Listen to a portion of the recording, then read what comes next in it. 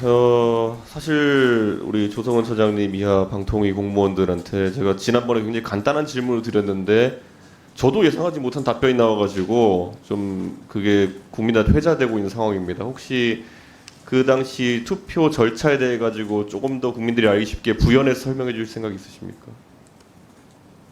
실제로 그러면 아까 요약한 대로 둘이 앉아가지고 토론 없이 7, 8번 투표를 반복했다가 지금까지 증언 입장 그대로 유지하는 겁니까?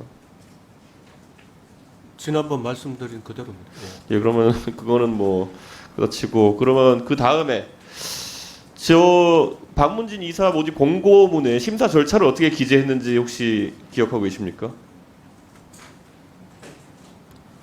심사 절차. 예, 심사 절차 서류 전형 후에 필요시 면접 실시라고 돼 있거든요. 예, 예. 그러니까 필요시 면접 실시 뭐 이건 당연한 얘기일 텐데 그럼 면접을 실시하는지 여부는 어떤 회의에서 결정을 한 겁니까? 왜냐하면 그 좌미애 과장님 한번 답변해 주십시오. 이 안건지를 그때 만드신 걸 보니까 다라 건이 보면은 심의 의결로 이렇게 바로 돼 있거든요. 그러면은 어느 단계에서 그러면은 면접을 실시할지 여부를 결정한 겁니까?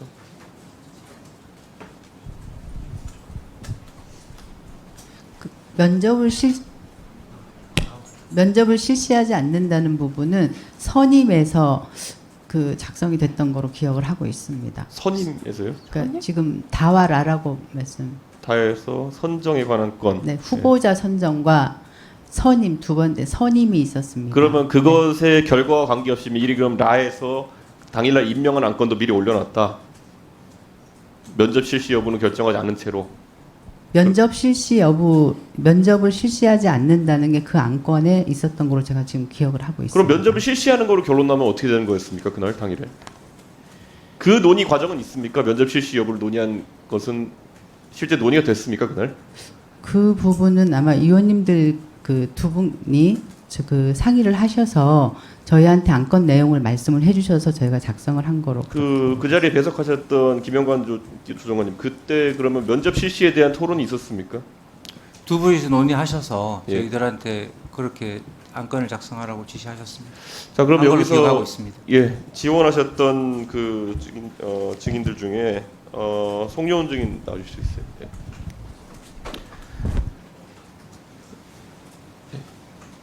실제 이 면접 실시에 관해 가지고 분명히 저는 어떤 식으로든지 그 지원자들이 뭐 기대하고 있는 부분도 있었을 것이고 필요시 면접 가능이라고 해가지고 저는 이 전반적인 선임 절차에서 7월 11일인가요? 그때까지 원서를 낸 다음에 방통위에서 온 통지가 어떤 것들이 있었습니까?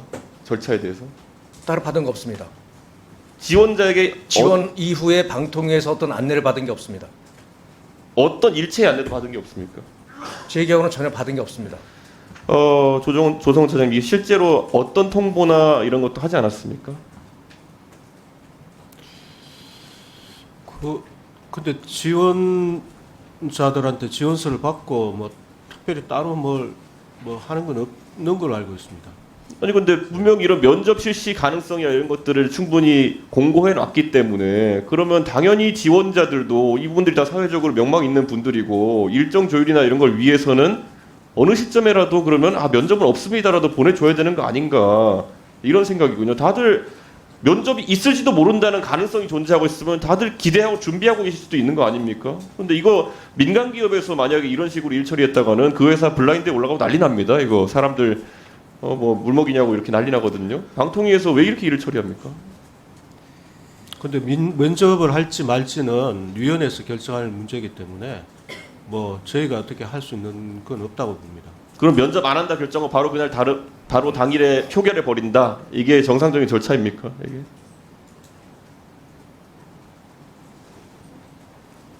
의원님, 예. 저 지원 과정에서 방통위에 문의를 했었습니다. 그 지원서 낸 이후에 면접이라든지 혹시 예. 특별 그런 게 있는가 예. 문의를 했었고 담당 직원으로부터 그럴 수도 있다라는 말을 들었습니다. 아니 이러면 이게 지원자 입장에서는 이중적으로 다른 안내가 나갔다고 볼 수도 있는 건데 저는 이거는 굉장히 절차적으로 문제가 있었다 판단합니다. 이거는 예 그리고 들어가 주시고요. 그 언론노조 여기는 윤창희 위원장님. 30초 더 드려야 예. 돼요. 결국 지난번에 얘기했던 것처럼 이게 방송 장악을 위한 움직임이 아니냐라는 의심을 이제 살 수밖에 없는 상황인데 언론 노조에서 특별하게 여기에 대해서 입장을 낸 게 있습니까? 여러 차례 입장. 박문진 이사 선임 이후에 지금 이 예. 상황에 대해서 어떤 입장입니까? 일단 원론적으로 말씀드리면 2인 체제 방통위 전체 회의에서 무슨 내용을 논의했냐 이전에 2인 체제가 갖는 근본적인 결함에 대한 지적이 있었고요. 그 의원님 말씀하신 것처럼 이 논의 과정에 있어서 지원자들에게 충분한 기회 그리고 제대로 된 심사의 과정이 있었느냐에 대한 절차적인 문제, 내용의 문제를 지적한 바 있고 결과적으로 그렇게 해서 선임된 사람이 공영방송을 책임질 이사로서 적절한 인물인가에 대한 평가를 담은 입장을 낸 바가 있습니다. 언론 노조는 지금 직선제로 노조 간부를 선출하죠?